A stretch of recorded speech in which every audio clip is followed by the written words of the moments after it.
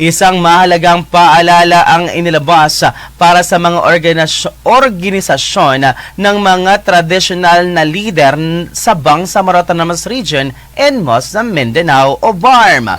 Ayon sa Bangsamoro Commission for the Preservation of Culture Heritage, maaari nang magsimulang kumuha ng sertifikasyon ang lahat ng traditional leaders organization sa rehiyon.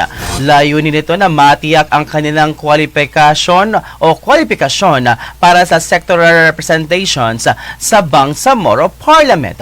Pinapayuhan ng Bangsamoro Commission for the Preservation of Culture Heritage ang lahat ng traditional leaders sa organization sa Bangsamoro Autonomous Region and Muslim Mindanao na magsumiti na ng kanilang mga aplikasyon para sertifikasyon bilang bahagi ng proseso ng sectoral representation. Ayon sa komisyon, ang hakbang na ito ay alinsunod sa mga probisyon ng Republic Act No. 11054 o ang Bangsamoro Organic Law.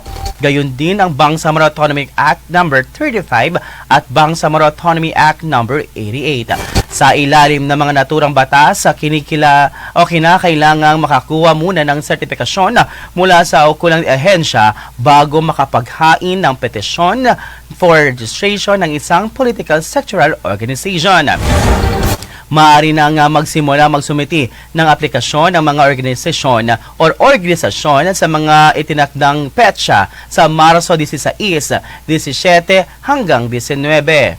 Kabilang sa mga pangunahing requirements ang verified petition for certification, listahan ng mga miyembro at opisyal ng organisasyon, constitutional and bylaws at ang kanilang platforms at legislative agenda.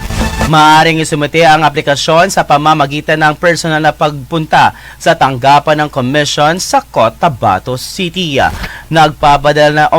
Pagpapadala sa mga pamamagitan na koryo o ng koryo o courier o sa opisyal na email ng komisyon.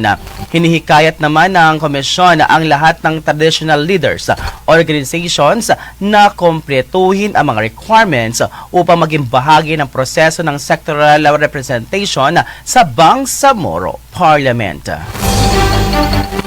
Ayan po mga kabandera, gawin niyo na lang po lahat para maipasok natin ang inyong grupo.